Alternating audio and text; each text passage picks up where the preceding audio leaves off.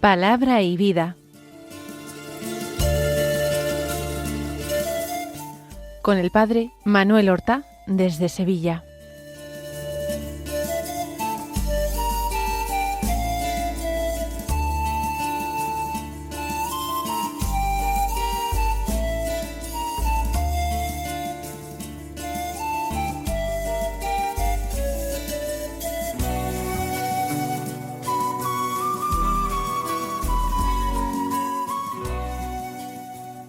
En el nombre del Padre, y del Hijo, y del Espíritu Santo.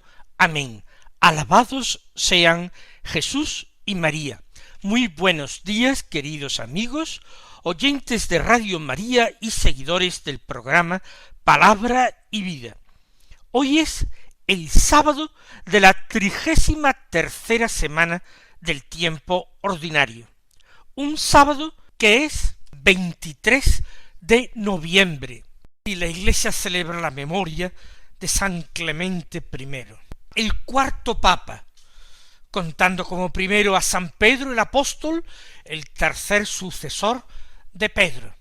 El primer sucesor fue el Papa San Lino, el segundo Cleto o Anacleto, San Anacleto, y el tercero San Clemente.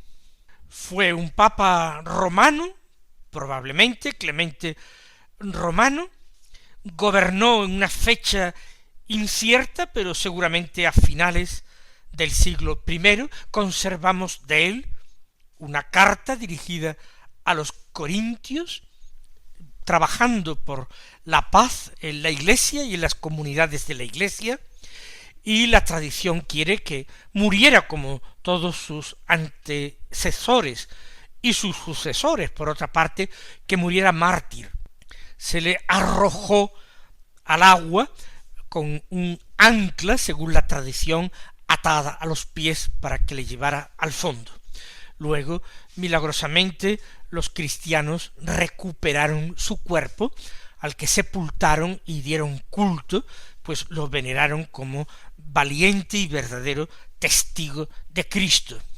Como primera lectura, entonces, del libro del Apocalipsis, llegamos al capítulo 11, del que leemos los versículos 4 al 12, que dicen así: Me fue dicho a mí, Juan, aquí están dos testigos míos. Estos son los dos olivos y los dos candelabros que están ante el Señor de la tierra. Y si alguno quiere hacerles daño, sale un fuego de su boca y devora a sus enemigos. Y si alguien quisiera hacerles daño, es necesario que muera de esa manera. Estos tienen el poder de cerrar el cielo para que no caiga lluvia durante los días de su profecía.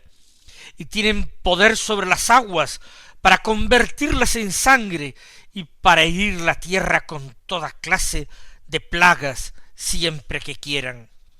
Y cuando hayan terminado su testimonio, la bestia que sube del abismo les hará la guerra y los vencerá y los matará, y sus cadáveres yacerán en la plaza de la gran ciudad que se llama espiritualmente Sodoma y Egipto, donde también su Señor fue crucificado. Y gentes de los pueblos, tribus, lenguas y naciones contemplan sus cadáveres durante 3 días y medio y no permiten que sus cadáveres sean puestos en un sepulcro. Y los habitantes de la tierra se alegran por ellos, y se regocijan, y se enviarán regalos unos a otros, porque los dos profetas fueron un tormento para los habitantes de la tierra. Y después de 3 días y medio, un espíritu de vida procedente de Dios entró en ellos, y se pusieron de pie, y un gran temor cayó sobre quienes los contemplaban, y oyeron una gran voz del cielo que les decía: subid aquí. Y subieron al cielo en una nube, y sus enemigos se quedaron mirándolos. La primera impresión que tenemos tras escuchar este texto del Apocalipsis es que no hemos entendido nada, que se trata de un pasaje oscuro. Se habla de dos testigos de Dios y se dicen cosas sorprendentes de ellos. Se habla hasta de su muerte y su resurrección y su ascensión al cielo. ¿Quiénes son esos dos testigos? ¿De qué estamos hablando? Recordemos que el Apocalipsis es revelación de Dios a sus siervos sobre las cosas que están por venir. Y el estilo del Apocalipsis es describir acontecimientos del pasado o del presente que son figura, símbolo, profecía de acontecimientos que vendrán más tarde. Por tanto, en el Apocalipsis hay un plano que se refiere al pasado, otro plano se refiere al presente, la época en que vivió el vidente Juan, y otro plano que se refiere al futuro, a acontecimientos que vendrán después. Muchos de estos acontecimientos que vendrán después sólo se van entendiendo a la luz de la palabra de Dios, a la luz del Apocalipsis, a medida en que van sucediendo. Entonces se entiende mejor el Apocalipsis, pero difícilmente se pueden entender antes de que acontezcan, porque los planes de Dios siempre son muy distintos a como lo imaginan los hombres. Vamos entonces a releer este texto y a buscar interpretaciones. Les dicen a Juan, se lo dicen desde el cielo: aquí están dos testigos míos. Mío se refiere a Dios, dos testigos de Dios. Son los dos olivos y los dos candelabros que están ante el Señor de la tierra. ¿Qué es esto de los dos olivos? Bueno, pues resulta que el profeta Zacarías, precisamente un profeta del Antiguo Testamento, uno de los profetas menores, en el capítulo 4 de su profecía nos habla de dos olivos en presencia del Señor. El olivo es el que produce el aceite. Dos testigos son dos que hablan de Dios. Son dos ungidos. Los ungidos son los que reciben la unción sagrada con aceite. Cuando Zacarías emite su profecía, está hablando de dos personajes históricos de la época de la vuelta del destierro de Babilonia, de la reconstrucción de Jerusalén y del templo. Los dos testigos son, por una parte, Zorobabel, que era descendiente precisamente del rey David, era un miembro de la familia real, y el otro personaje era Josué, sumo sacerdote.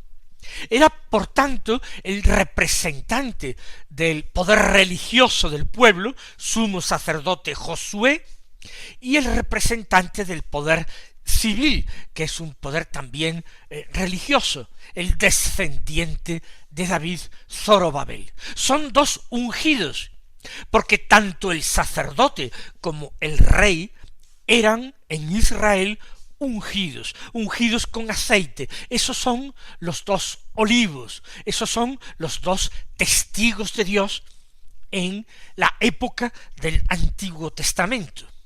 Por tanto, San Juan está tomando todo este vocabulario bíblico para hablar seguramente también de acontecimientos futuros. Pero ¿cómo se describen estos dos olivos, dos candelabros? ¿Candelabros por qué? Porque recuerden también que el Señor en el Evangelio dice que no se enciende una luz para ponerla debajo de la cama, sino para ponerlo en el candelabro o en el candelero y que ilumine a toda la casa. Estos dos personajes porque son testigos, son profetas, son lámparas encendidas.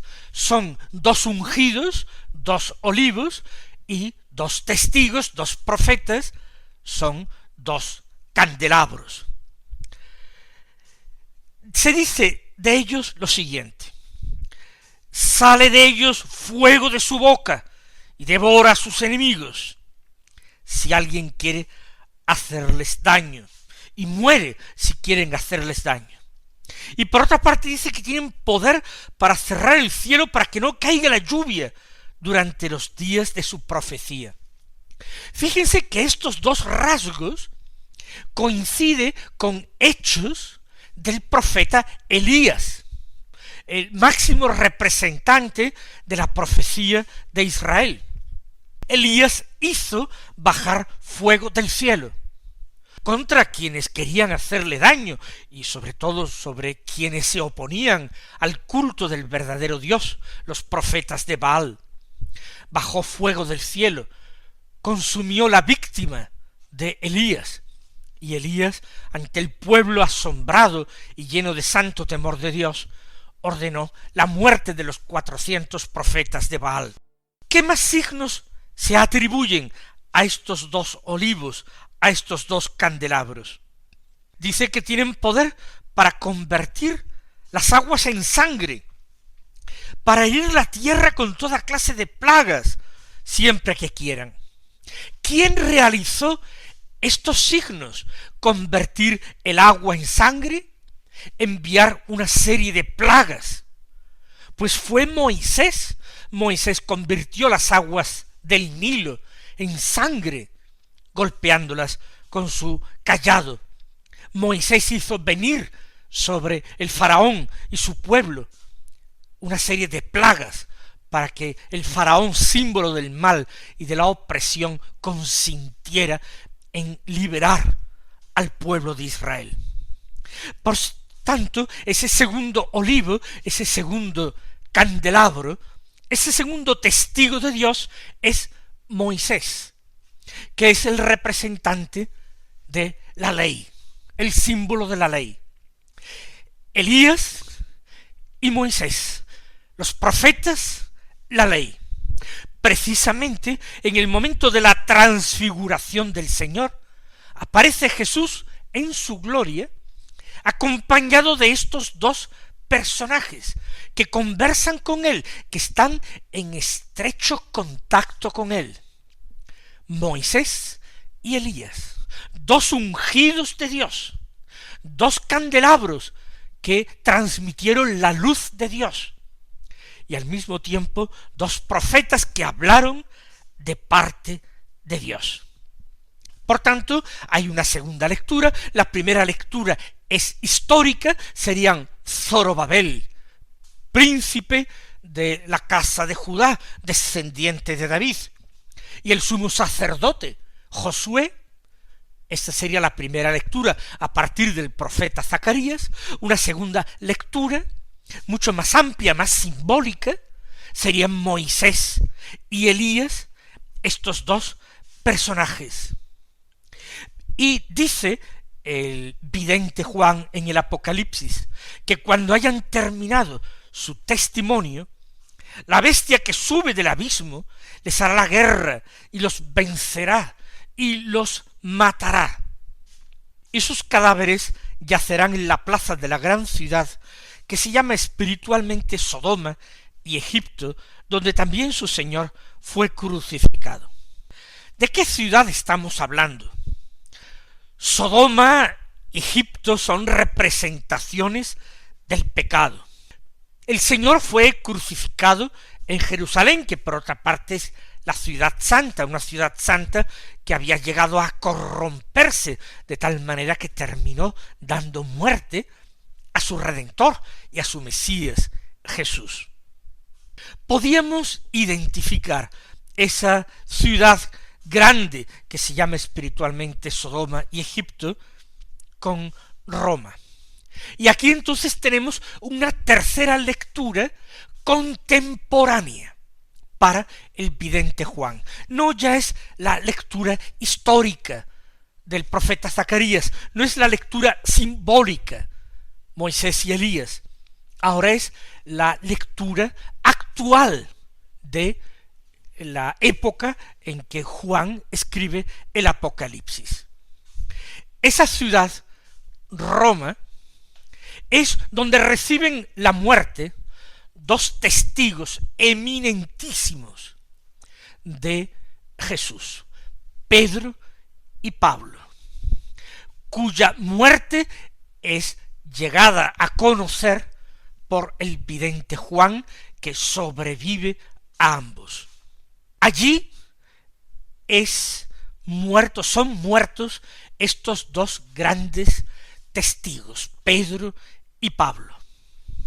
Pero no pensemos ya que la gran ciudad Sodoma o Egipto es simplemente la ciudad de Roma, donde históricamente se asentaba el poder de los césares y donde murieron efectiva e históricamente tanto Pedro como Pablo. Se refiere al poder mundano. La gran ciudad es el mundo como el lugar donde impera el príncipe de este mundo, que es Satanás, a quien se le ha dado por un breve tiempo hostigar, perseguir, hacer sufrir, dar muerte a los discípulos de Cristo. Son las persecuciones. Los dos testigos son los primeros en morir, pero de una gran multitud que va a dar testimonio. Los que mueren son ungidos, son olivos. Todos los cristianos son como olivos. Todos los cristianos han sido ungidos. Como Cristo significa ungido. En el mismo bautismo, tras la efusión del agua, nosotros somos ungidos. Y todo cristiano es testigo, es candelero, porque Jesús nos dijo: vosotros sois la luz del mundo. Tenemos que ser los candelabros o candeleros de Dios. Así pues, los apóstoles Pedro y Pablo son solamente el modelo o el tipo de todos los mártires que morirán por su fe, de todos los que son olivos y testigos de Dios. Y lo que se dice es que van a seguir el destino de su Señor, que fue crucificado en Sodoma o Egipto. En cualquier lugar, en cualquier sitio de este mundo que vuelve su espalda a Dios, que no quiere recibir su verdad y que no quiere aceptar el testimonio de sus enviados. Y gentes de los pueblos, tribus, lenguas, naciones, contemplan sus cadáveres durante 3 días y medio y no permiten que sus cadáveres sean puestos en un sepulcro. ¿Y esto por qué?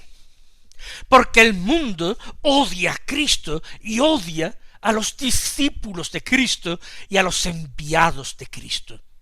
El Señor Jesús lo predijo, lo dijo muy claramente a sus apóstoles y discípulos: todos os odiarán por causa mía.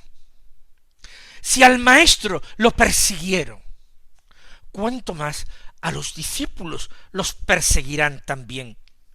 Y como el mundo no los acepta, no los quiere, ni siquiera permite que en la tierra sean sepultados sus cadáveres. No quieren tener que ver nada con ellos. Pero es un breve tiempo, 3 días y medio, solo 3 días y medio. Y los habitantes de la tierra, los hombres mundanos, los realmente seducidos por Satanás, por sus secuaces, se alegran por la muerte de estos, se regocijan, se envían regalos unos a otros, porque los 2 profetas fueron un tormento para los habitantes de la tierra. ¿Por qué fueron un tormento? Porque fueron luz, y ellos en el mundo vivían felices en las tinieblas. Porque eran un tormento para los habitantes de la tierra, porque enseñaban la verdad, y ellos no querían otro príncipe más que el príncipe de la mentira. Por eso, los dos testigos eran un tormento para los habitantes de la tierra. Pero esto dura muy poco tiempo. Así es el triunfo de los enemigos de Dios, un triunfo momentáneo, un triunfo demasiado breve para el gusto de ellos. Apenas 3 días y medio, nada, y entonces un espíritu de vida procedente de Dios entró en ellos y se pusieron de pie. Ningún mártir de Cristo muere, ni ha muerto la ley de Dios, que sigue vigente como el primer día en que se proclamó, ni ha muerto la profecía, que sigue siendo palabra de Dios, que resuena en la Iglesia hasta el fin de los tiempos. No han muerto los apóstoles de Cristo, y ahí está la Iglesia, que es una Iglesia apostólica, apoyada en ese sólido cimiento de los apóstoles. El espíritu de vida entra en ellos, los que estaban muertos y se ponen de pie, resucitados. Y un gran temor cayó sobre quienes los contemplaban. Los malvados, los pecadores, los que se obstinan en el mal camino y rehúsan convertirse, según el mismo Señor en el Evangelio, experimentarán el temor y la desesperación en el último día, porque se darán cuenta de que su triunfo ha sido el triunfo de apenas 3 días y medio, nada, y que les queda por delante toda una eternidad para mascullar su error, para contemplar la victoria de aquel, el Hijo de Dios, el Verbo, la verdad, la luz del mundo, que ellos odiaron y rechazaron e intentaron apagar. Cayó gran temor sobre quienes los contemplaban. Y oyeron estos 2 testigos una gran voz del cielo que les decía: subid aquí.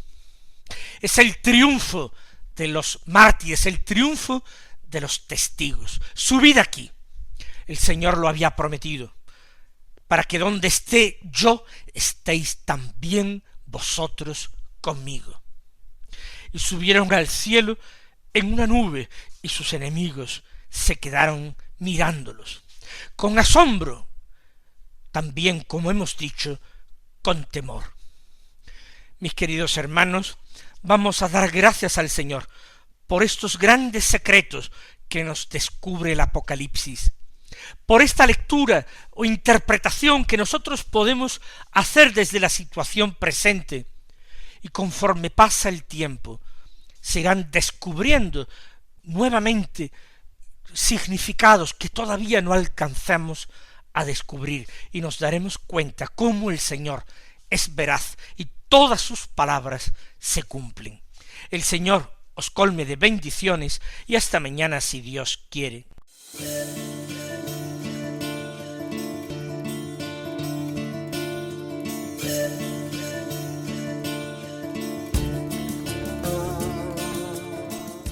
Han escuchado en Radio María Palabra y Vida,